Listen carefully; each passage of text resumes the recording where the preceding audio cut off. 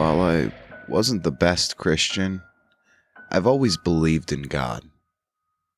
You wouldn't see me at church every Sunday, but I'd make a good attempt to go during Easter and Christmas Mass. On some Wednesdays, every couple of years, you'd even see me with a piece of ash on my face. That was, of course, before that dark driver decided that my Honda looked like it needed to be compressed to half its size. I don't remember much about the accident itself or my subsequent stay at the hospital, but this story isn't about that. This story is about what I saw when I was dead for 6 minutes.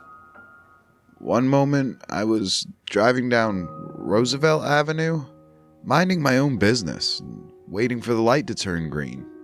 The next, I felt a huge shift in weight and everything went black. When I saw the light at the end of the dark tunnel, I guessed what had happened to me. I had died. I knew I was a good person. I treated my family kindly. My many years on this earth had taught me that people were essentially good.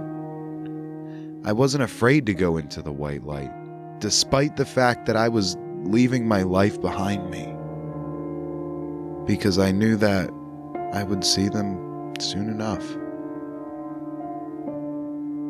So I went into the light. The next thing I knew, I had a physical body. I could feel a light coolness on my skin and soft fabric of a comfortable loose shirt and pants. The small white dots and brown moles that had littered my forearms from long days of physical labor were gone, and my skin felt as smooth as a baby's bottom. If I could look in a mirror, I would probably see a version of myself much younger than the 44 years I currently was. You done admiring the new duds? The voice surprised me. It sounded too normal. Sorry, it's just a lot to get used to, I said to the voice that I couldn't place. Wait a minute, where the hell are you? Here.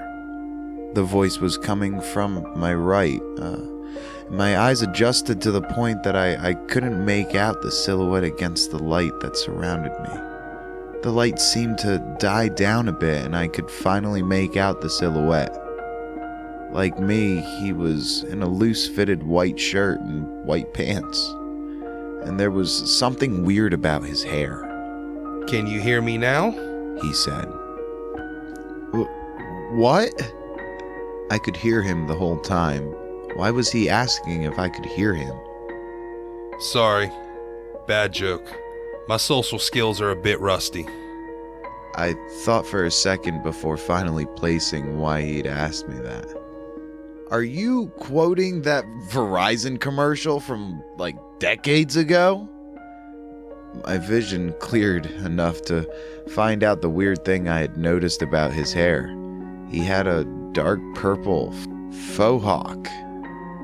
He sighed. And again, I fell at being funny. Has it really been a decade? On top of the faux hawk, he also had a face piercing. If he hadn't been wearing the same loose white clothing I was, he'd be right at home in a Fall Out Boy concert circa 2005. It was 2018 last time I checked. God damn. You realize after being here for a while, that time doesn't mean much of anything around here. Heaven? The emo kid barked a quick laugh. Yeah, heaven.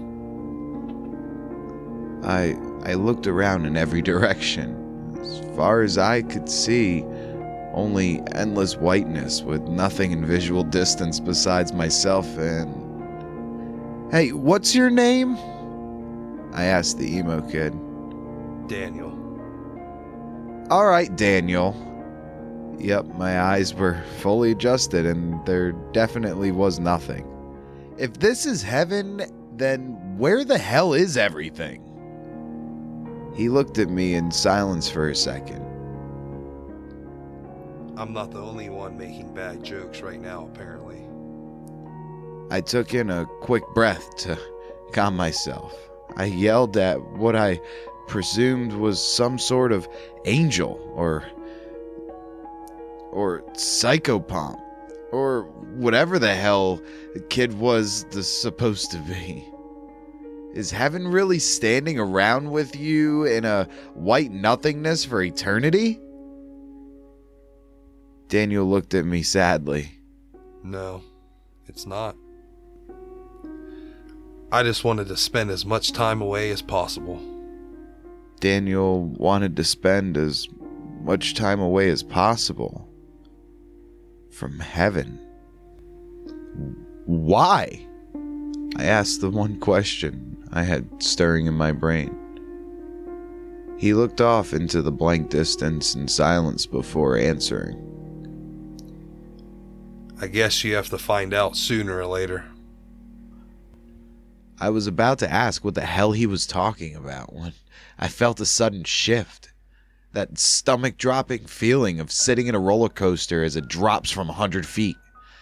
There was a sudden gate in front of us.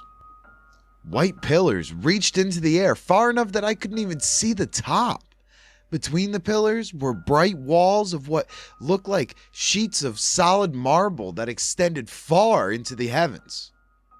What the actual fuck just happened?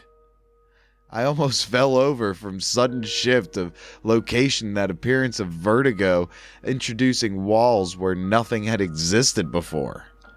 That, he mentioned towards the wall in defeated gesture, is where we're going, unfortunately. Daniel, I noticed a brighter light coming from the top of the wall and pointed towards it. What's that light? He looked up at where I was pointing. Don't look directly at it unless you want a blinding headache.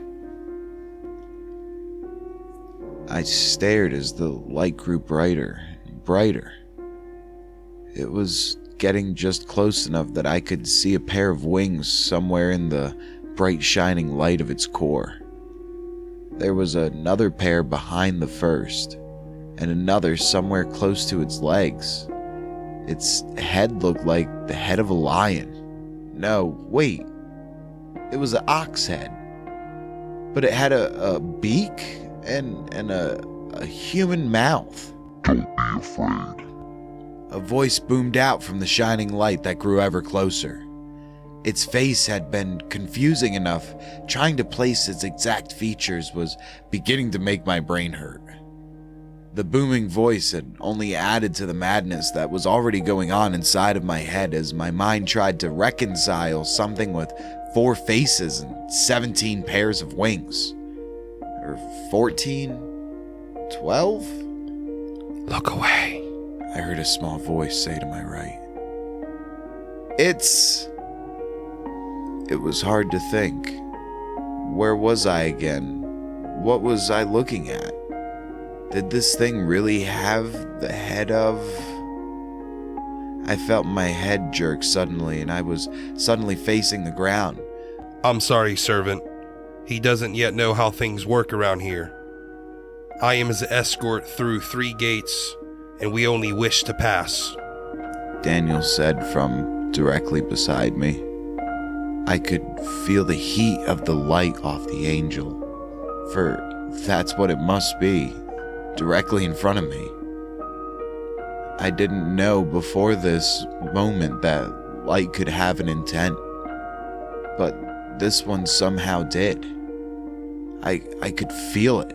Measuring would be the best word. Me as I stood in front of it. The light shone through me, illuminating all the errors of my life. A 23-year marriage down the drain because of a drunken one-night stand. A failure to keep in touch with old friends. Learning one of those friends had died third hand 3 years afterwards. Of course died. The voice boomed. shaking the essence of what I was made of. You may pass. I felt the light move and deigned to look up. It was already drifting upwards, out of sight above the sheer walls that dominated the field of vision. Come on. I felt a pull and started stepping towards the wall. We need to get inside. Just stop! I yelled and pulled my hand away from Daniel's grasp.